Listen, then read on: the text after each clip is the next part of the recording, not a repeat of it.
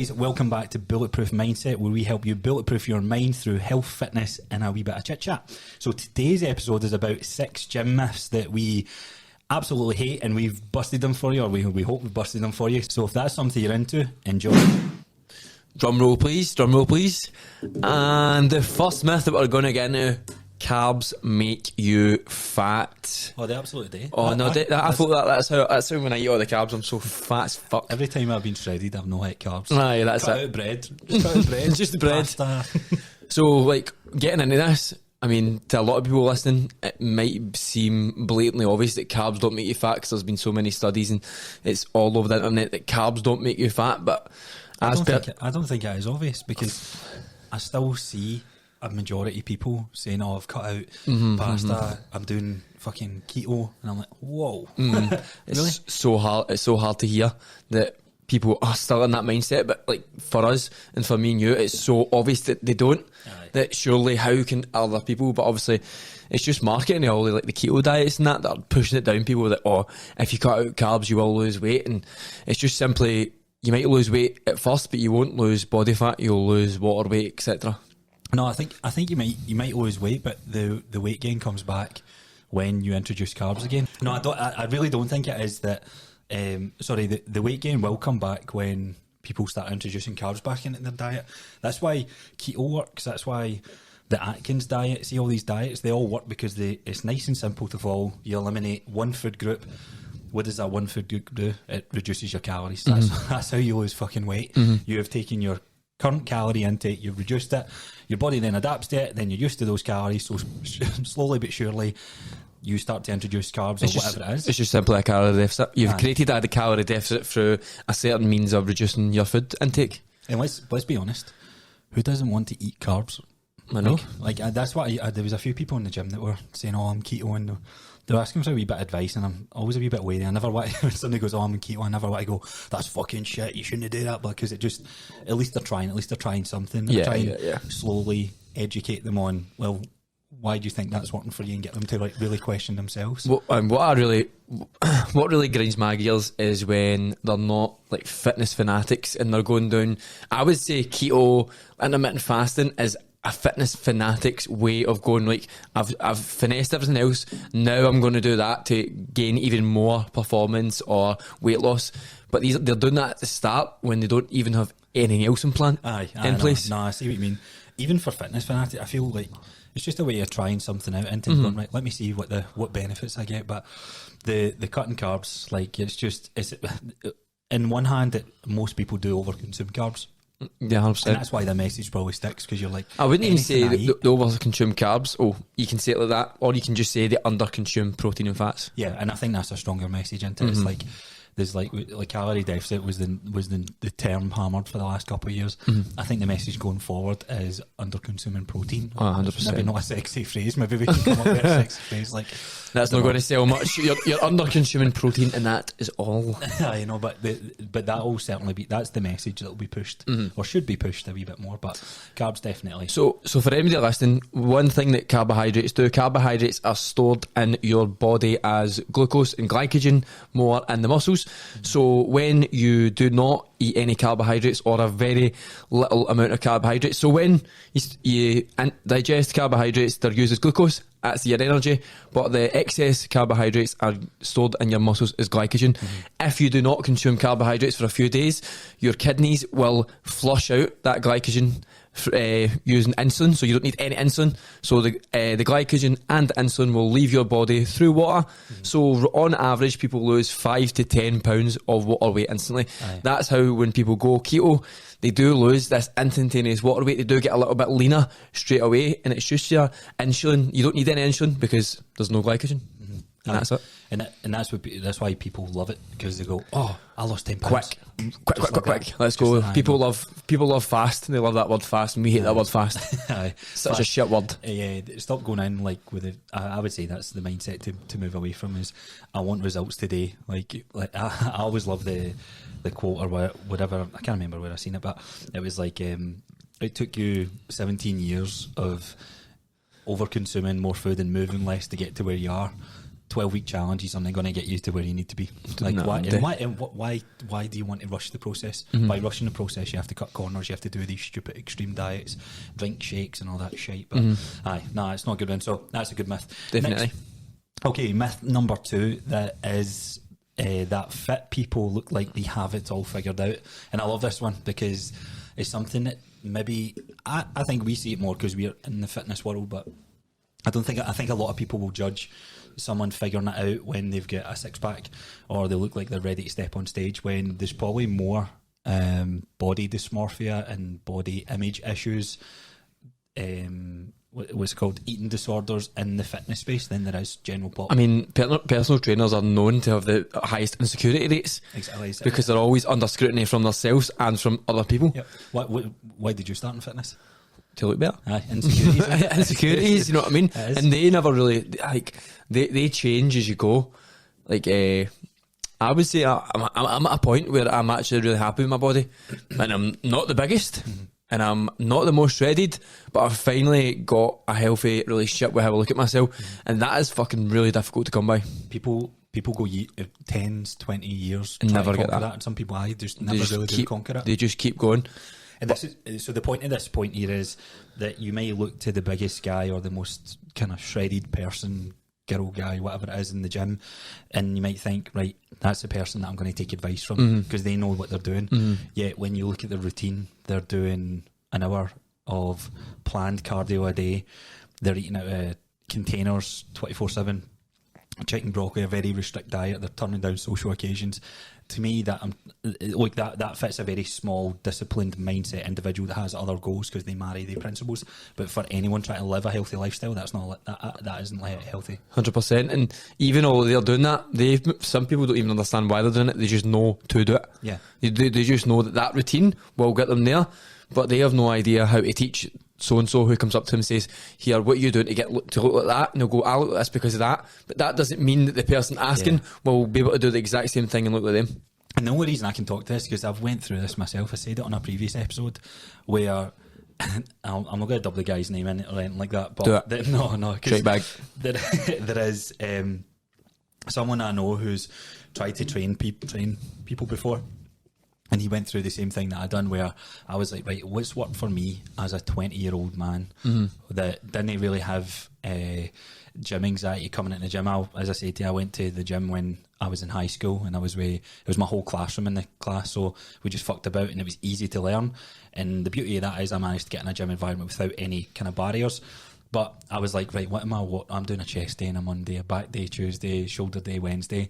So me training other people with that mindset, what was I giving?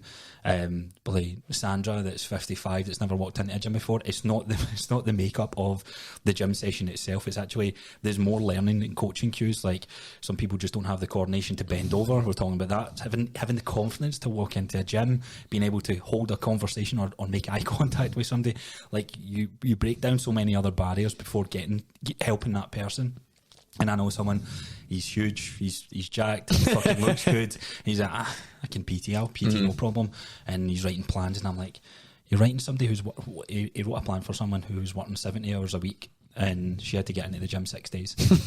And when she came to me, I was like, let's try 2. Aye. And I said, if you get the 1 in, you're winning that week. The 2 is a bonus session.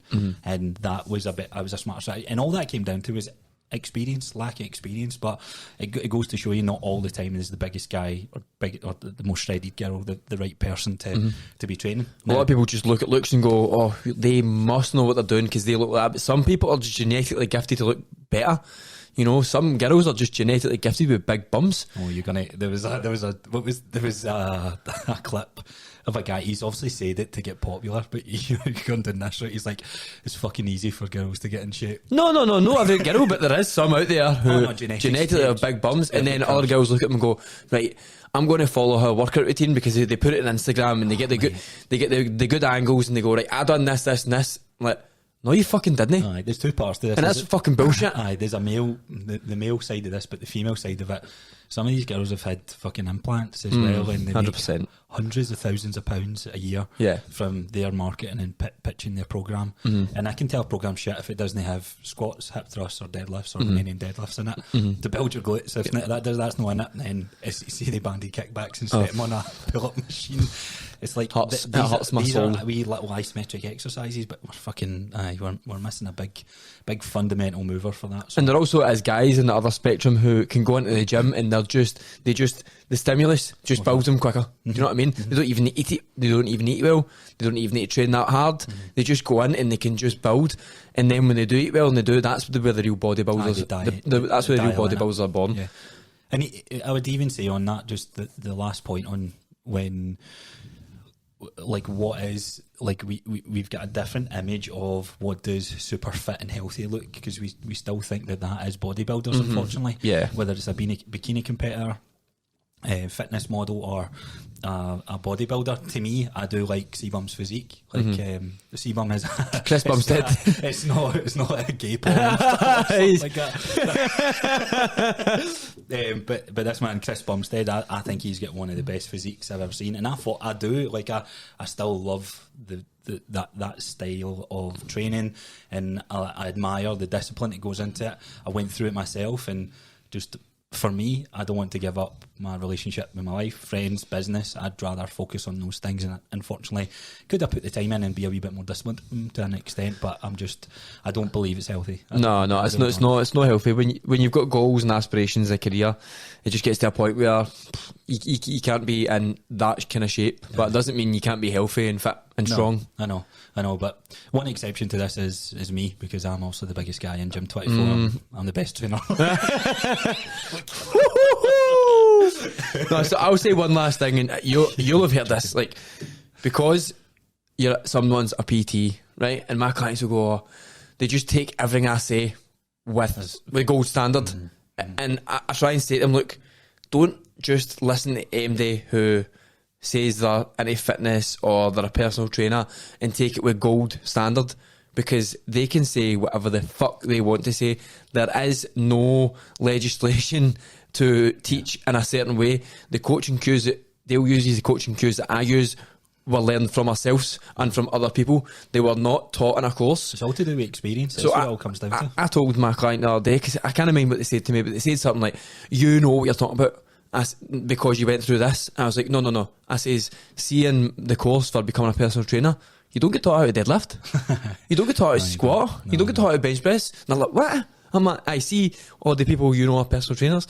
They never get taught that. So they needed to go and properly learn that off someone who knew how to do it. And if they don't go and do that, they don't know how to. But by law, they're allowed to teach you how to do it. Yeah. So you need to look out for personal trainers as well in that respect. And this is where it's hard for personal trainers to start out, because the best thing that separates you from the rest is the experience that you got, because that does allow you to an extent to niche down, or at least speak to certain categories of people that are looking for help. So 100%. So the next myth, it costs a lot to have access to a gym.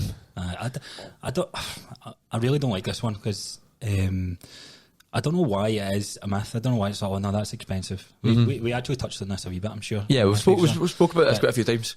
Like, gym memberships is as cheap as what is, like, some of the cheaper ones, like Pure Gym, the gym group, it's like 15 quid. And then like your 20, 25 pounds, so it's the Gym 24.99.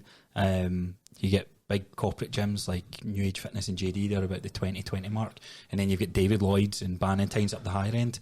And people know, like, it's all under £100. And I know times are tough just now, but the carryover of what that one payment does for your health monthly, it's, I don't know, I don't see that as expensive. No, it's something that I'll never understand.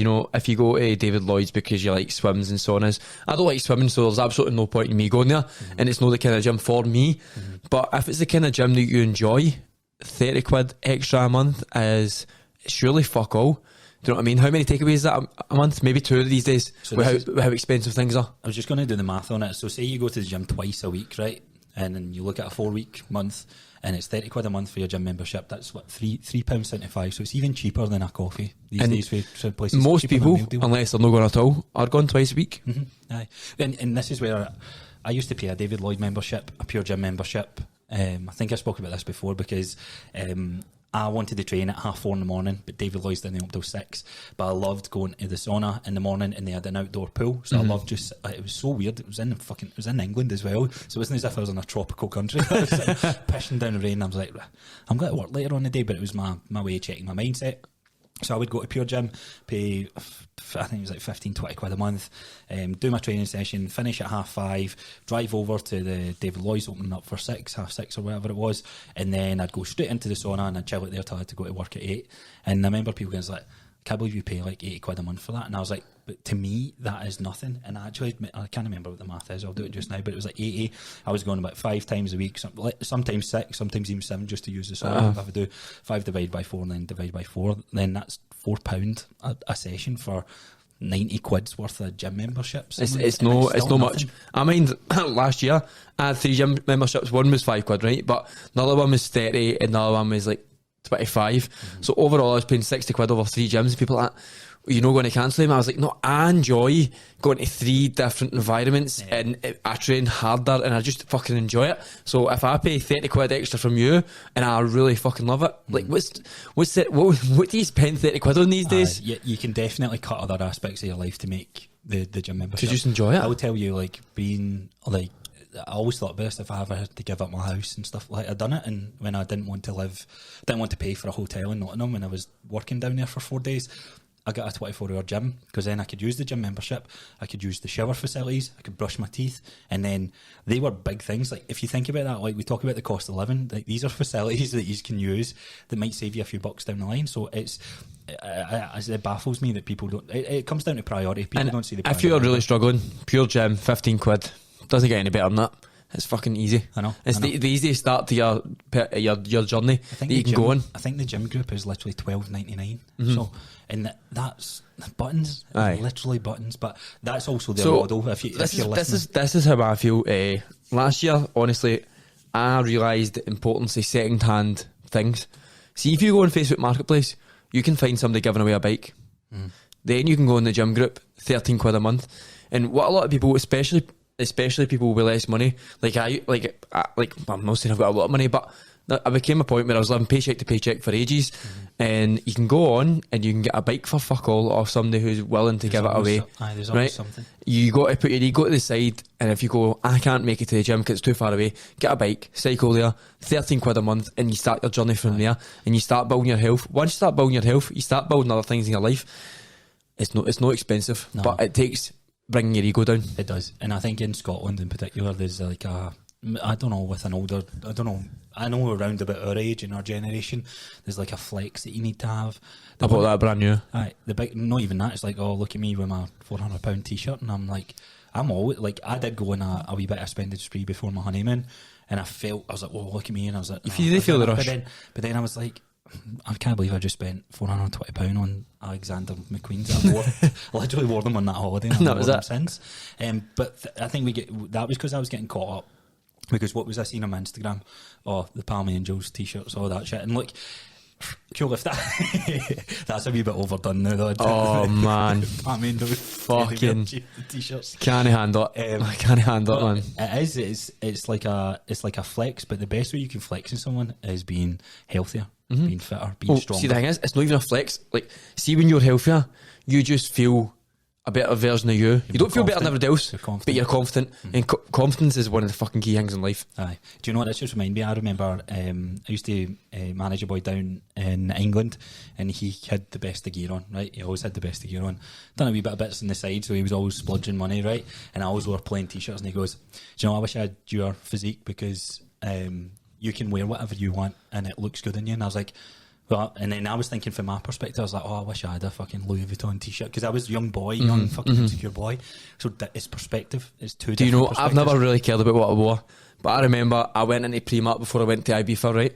And I kitted myself out in loads of different polo shirts, loads of different t-shirts. The t-shirts were £1.50, right? And the polo shirts were £2, £2 and it was this like khaki green. It was like a dark green t-shirt, right? I wouldn't say it was exactly khaki. No, polo shirt. And I went out, and somebody came up to us and I hear that polo shirt's really nice. Where did you get that? I was like, Primark. Primark. And then somebody else came up to me and says, yeah, your push-up's really nice. I'm like, yous are fucking at it. Do you know what I mean? It's these folk who are walking up and they kind of, like, they give in to you and all that, and they're like, yeah, that push-up's pure nice. And I'm like, mate, it's fucking £2 for fucking Primark. It's like that, but when you get in better shape, clothes look better anyway. They do it, and like, what does it all lead back to? Like the best way you can do that is a gym membership, and an expensive cost on your monthly wages. All it is a bit of time throughout your day to go and smash a gym session. Yeah, and it's priorities. Yeah. Okay, next one for us. Training abs will give you abs. So this is a wee bit controversial. Maybe not necessarily controversial, because abs, like any other muscle group, can be built through training them, right? So it's maybe a wee bit of a catfish comment. So to build abs, you need to train abs, but you train abs like any other muscle, and obviously they're built in the kitchen by showing them. So you need to be in a calorie deficit, lose the fat, but also maintain your muscle mass to see the abs. But so many people train abs wrong, and generally for the wrong reasons. One, they train abs because they think it's going to get rid of their belly fat. So this is the main point. You cannot spot reduce the weight, because it's always like, is it the main point? No. There's a bigger point to come. But it's always like, people always say, I just want to lose this bit, and I've got so much empathy and sympathy, because it's stubborn fat that's depending on your genetic makeup, depending how you are biologically made up and what you went through and hormonally and all that, you will store body fat in different areas. So some guys, mostly for guys, we store it in our guts. Mostly for women, they store it in their thighs and hips. But then if there's maybe something wrong with your hormone profile or different markers and whatnot, you could store, like, you ever seen the guys with the big beer belly but dead wee skinny legs? That's an indication that hormones can be off. Same with the girls who have little skinny legs and a big gut. Again, it indicates that something, I'm not saying it is, but it indicates that something's off hormonally. Yeah, that's what it is. But it's these people that have those stubborn areas of fat that's like, what exercise can I do to get rid of this fat, like touching the bingo wings or touching the abs in this case. And what came up, what spurs up off the back of this is someone with a, would you class this as an insecurity? I would definitely. So many people are insecure about this, people. Aye. So people have got this insecurity, and then what does marketing do at its finest? It creates a response to this, which is a 30-minute ab class, a 45-minute ab class, a legs, bums and tums class. And this is where I don't like the class scene, because it's buying into the person's insecurity, where they then turn to that and they think, right, this is going to help me get rid of my belly fat. But it's not that exercise that you're doing. No. So with abs, to train your abs, it's like training any other muscle group. You build strength on them. You build. You go through a hypertrophy phase. You don't need to superset 5, 6, 7 exercises together. Like, literally do 3 sets of one exercise. You do a couple of exercises. You go 3 to 20 reps, whatever rep range you want to go. Change it up. Have solid rest times like you would with any other muscle in the body. Why do we do 30 minutes of abs with little rest and just loads of different exercises? Why do we need 12 different exercises? And we done a video on this, and why do you need to punch people's abs to get that? That's not going to get exactly. That's not going to get your abs. But at the end of the day, look, you train your abs like I would train squats. And I wouldn't do squats for half an hour and just fucking squat about 500 million times in a half an hour. So there's a fine line where your cardiovascular system, so your cardio system takes over, and then you're literally just doing cardio. That's what it is. Literally just doing cardio. And if you do this, I would say if you star jumps on the spot for the same times that you're doing a minute and a half on, 20 seconds off, you will burn the same amount of calories and you'll get to the goal exactly the same. And your abs will be on fire. Exactly. They will be. But also people don't have people don't know how to strength and tensor abs as well. So that then they're just moving. It's just movement. I've got that a few times on my back sore. I'm like, no, that's because you're no fucking doing it. Yeah. And it's hard to get them to. So that's another thing. So if you're in a class, and this is we'll go into that. If you're in like an abs class and you're not able to do an exercise properly, for me as a personal trainer, I would take my time to explain it, and it would take time for some people to get it. Some people, it takes sessions upon sessions to get an exercise correct. Aye. So if you're in an abs class and you're doing it wrong, you're going to fuck up your lower back, because where is it going to go apart from your abs? It must go to the other side, so you're going to end up with lower back issues as well. It's a rolling theme of fucked upness. Aye. No, you don't, because I remember, like, you don't train abs, and I don't think you don't directly train abs with. I'm your going to clients. start. I'm going to start. Because I remember you said you asked me before, didn't you? Like what you train abs? My views are changing. My views are changing. So I was going to say it's a good point to bring up because even though you don't, what I was going to say is even though you don't directly train abs with your clients, some of the best exercises you can do for your core: squats, deadlifts. RDLs, compound movements, because you have to tense and stabilise your core to make those movements work. Or you will feel pain somewhere else. Yeah. No, I'd always do it. I love vacuums. I honestly love that. I'd teach almost every single client that, and it's a way of it's basically you draw your stomach in and hold, tense and squeeze, but still. So right now I'm drawing I'm creating tension in my core just now, but I'm speaking. You basically do that as with your clients for, hold it for 30 seconds. I was trying to do it there. almost like a plank, but it's like a regression of a plank, and I love this because it generally does change the posture over especially with some women who've postnatal and they've not trained their core before.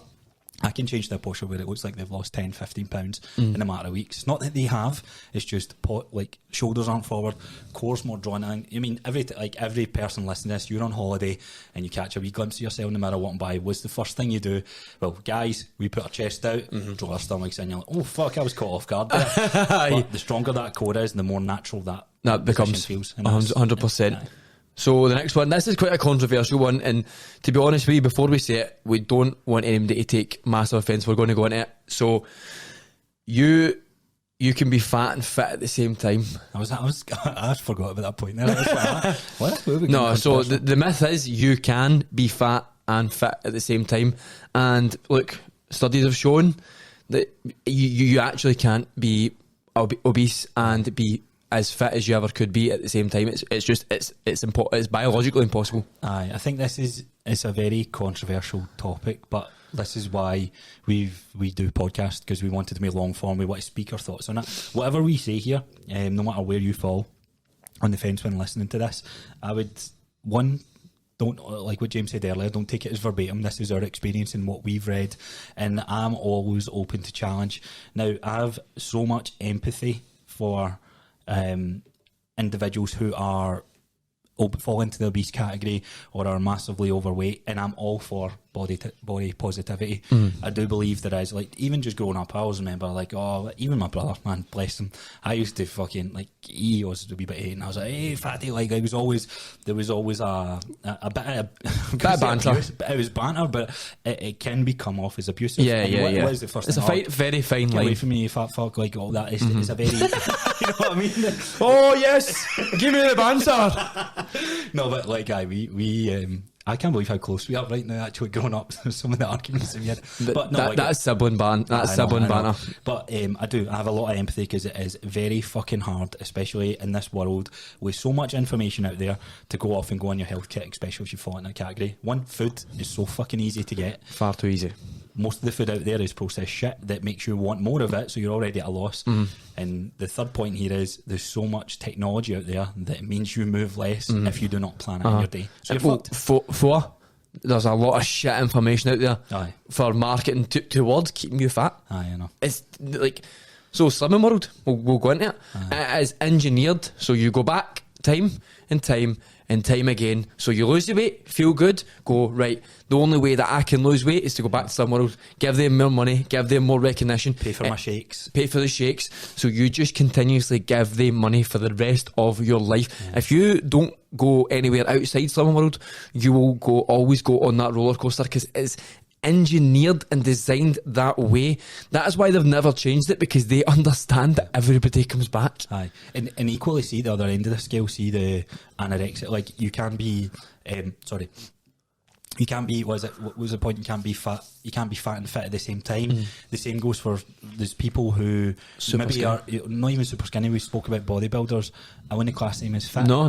People are sitting 5-6% ready to step on stage. No, that is also not fit, and arguably they might have more issues than that. Now, you can still love yourself, but if the true loving yourself means that you want to help yourself. So let's go into that. Someone who is severely lean at 5-6% body fat, and then someone who is 30% body fat, they have the same problems hormonally, because their body fat, as we were watching earlier and reading studies earlier, when you have a higher body fat percentage, your hormone levels are severely, drastically changed.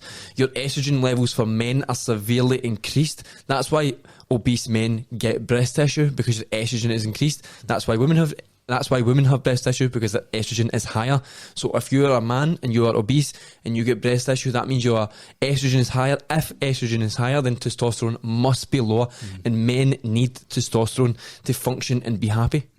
And what I will say on this as well, because I know a lot of people, clients and just friends who are in that obese category and they're killing their health and fitness kit.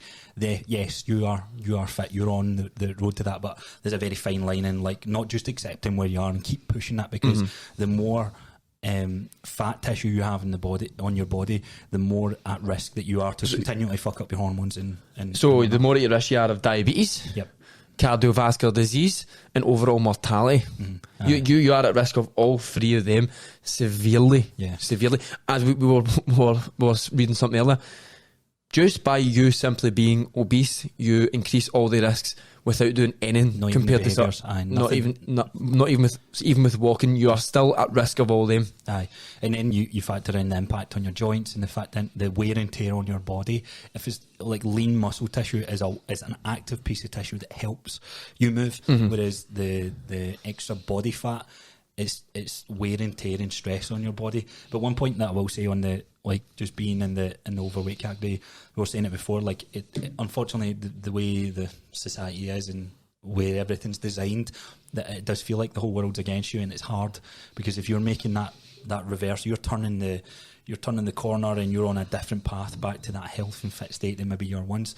You're probably looking at you probably had 10 years of that, maybe 15 years, and that's not going to happen within a year, maybe not even 2 years, but stay the course on that, because bit by bit you're killing it. And you will get there. It does take time, and that's where, as we're saying, that empathy does come in, because it's not nice to hear these things if you are in that category. If you're in like any category and you're being told you are unhealthy, it's not nice. And just understand, but it takes time. And you will get there. Yeah, and you will. And that's why I'm saying I do have empathy. I but 100%. I think the message is just love yourself at any size. I don't like. I don't like it. What we were saying, like it comes from a good message. It comes from a good place, but marketing at its finest is ways to get more clicks and more views. It's an unhealthy kind phrase, because it's not healthy, but it is a kind phrase. It's been nice to that person, but it's not helping. And there's many ways. So I love this. While body positivity is a good thing, it shouldn't make you complacent about your health, fitness, because you should feel happy how you are at the moment, but at the same time have that self-awareness to go, you know what, I could be a lot healthier, and be excited about that as well, because it might be a long road, but see that journey is always, what is it, a man, I'll butcher that quote. I put it in my story once. It's like a man will walk further to fuck no. I know what you're trying to say. No, hold on. You got it? Hold on. A man who enjoys walking will walk further than the man who enjoys the destination. Aye, that was it. That is well done. Aye. And basically what it's saying is the journey is the best part about this whole thing. If you're so fixated on losing £10, losing £20, £30, once you lose that £30, you'll give up. What happens? No, what happens once you've lost the £30? There's no plan of action. You fall back to the old habits if you're not taking care of the job. So if you increase your habits, better your habits, you will do it for the rest of your life. From this point on, even if you are in that category, you will make progress and continue. So hopefully we've not pissed too many people off. But look, unfortunately, it's the truth. Yeah, well, it's the truth. Aye, we definitely strongly believe it is. Okay, on to the last one then. This is one that me and James hold dear to our heart. Squats and deadlifts are dangerous. What was his name? Robert Oberst was on Joe Rogan. I love Robert Oberst. I've actually got some of his programs.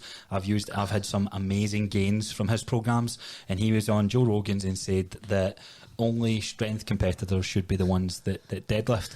Now, in his fucking programs is deadlift. I was like, he's obviously not writing them then. Yeah, but no, he partnered up with the Mind Pump guys. Maybe they had an influence to that, but he was the one that was demonstrating them. Snatch grips, this is where I learned all different variations of deadlift. The one point that he misses in this whole fucking thing is, in our daily living, you have to bend over and pick something up quite often. if it doesn't happen today, it's going to happen within a week or within a month. It's something. It's a fundamental human skill, just like walking. It's like saying to someone, "You don't need to walk."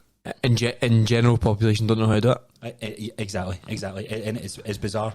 So many people blow their. We were talking about this before. So many people blow their backs out or get a back injury from doing the most stupidest thing, like painting and overextending or reaching down to pick up. I know. So my dad hurt his back by picking up a plant pot out the pond. Because So you're overextended. He overextended. He even said to me, "Overextended." But it was because you're more fucking resilient. Mm-hmm. Yeah. Mm. And this is so squats and deadlifts. Are they more technical than? Are they probably the most technical lifts that you can do in the gym? Yes, they require a lot of time, a lot of practice and effort, but they are only dangerous. Any exercise falls into this category. They are only dangerous if you rush them, put heavy weight on. Just like it's like anything. Like I'm not going to first time squatting with someone. I'm going to go right. Right, well, let's just guesstimate what sort of weight you're going to put on rather than starting with a bar or starting with a lighter bar or starting with a movement without it. Don't ego lift. Exactly. So you might have a predisposition to have a dodgy lower back. Then you need to, obviously, you just need to load manage and not go as heavy and understand, look, you aren't going to be lifting that much. And then ask what's bad for your knees. And the answer is, unless you're squatting a fuck ton, no. See, just on the knees point, I need to bring this up because Andy will listen to this back. So Andy, remember you're like, you've not got fucking bad knees. Andy actually has a bad knee. I know. So I've actually explained to Andy. I said most. I said look up the definition of most. So you must have triggered a few people. Yeah. But like in his case, he is the deepest squat I've ever seen, like in comparing to what we done at the start of last year. It's unreal. We're going through a phase just now where we take 5 to 6 seconds on the eccentric part and we pause at the bottom, come explosive off. His arse has gone all the way to the ground. I'm like, that's going to be so good for you. So what's wrong with his knees? Is he get wee bitchitis? No, he does. He does. We don't know what it is. He's wanting my physio. This is is out with my scope of practice. But squats and deadlifts, this is what gets you more resilient to have better quality of life, because I always put it back to playing. I was going to say playing with kids, but give me your children. like in the older population, playing with grandkids or just being mobile, being active enough that you can live a life where you don't need anyone to look after you. Like, because there's a lot of people that's in care. I've got a few people who are carers and they're in their 50s and 60s and they look after people who are younger than them in their early 50s, late 40s that are bedbound because of they've had to get hip operations and that. And one common thing most of these people have in common is they've never lifted weights and never strength trained. And that's why even if you're coming into the gym, it's like, oh, I'm not going to deadlift or I'm not going to squat, then right, okay, if you're not going to go doing that, do a form of that pattern. That maybe is a better message to say than just squat and deadlift. But if you're not squatting and deadlift, you don't need a barbell squat and you don't need a barbell deadlift, but do variations. You do need to do some form of variation, because hip hinging and a squat pattern is what we do every day in life. I know. All the time. But equally to challenge that point, the reason you're not doing them is because you don't like them, because it feels uncomfortable, because your mobility shit. So it's a vicious circle. You need to tackle your mobility, which will then make it makes it so much better. It's like problem solving. When you're in school, you need to find a problem and then you work from there. But everybody goes out to the gym, finds a problem, goes, that's the problem. That barbell is the problem. No me. No the guy that's hurt all the time. No manies. My knees are fine. Okay, so I think that's it. That's up our 6 gym miss. That is 6 gym miss. Absolutely busted. Look, we hope you. So we'll go through them quickly. Carbs don't make you fat. You can have them in your diet. Don't be a fucking idiot. The biggest and best looking people look like they have it all figured out in the gym. That is absolutely not the case. Some will, some won't. I do. That's it. It's fucking very debatable. It costs a lot to access a gym. It doesn't. You can get a bike for free off Facebook, and then you can get a gym membership for 13 to 15 quid. Not even that. I would probably say on that point, there's gyms in most areas. Unless you're in a rural part, then there's a bus. We're just hoping we've got fans everywhere, right? There's a bus. Aye, there's a bus everywhere. But that costs money too. That does. It adds up. Training abs will give you abs, not in the way that most people train them, and it definitely will not spot reduce your belly fat. So you need to be in a calorie deficit. You can be fat and fit at the same time. Unfortunately, you can't really be. But there is progress to be made in everybody's life, and to get to that stage, that's where you want to be. That, and you also need to enjoy the process to get there. And squats and deadlifts are dangerous exercises. Are they? Fuck, stop being fannies. Now, there's also a ton of other gym myths out there. Loads. What's some of your favourite gym myths? Leave a comment below. If you are listening to us on Spotify, tag us on Instagram with your favourite gym myth that we might not have covered. So as always, folks, thanks for tuning in. We really do appreciate all the support. Much love. Things are going really well, and we've got some exciting news coming soon. We do. So if you want to find us on socials, it's Bulletproof Mindset. If you want to find me on socials, it's on Instagram, RawJimFit, RAWJIMFIT. And if you want to find me, it's at Coach Crosser. We'll see you guys soon. Have a nice one.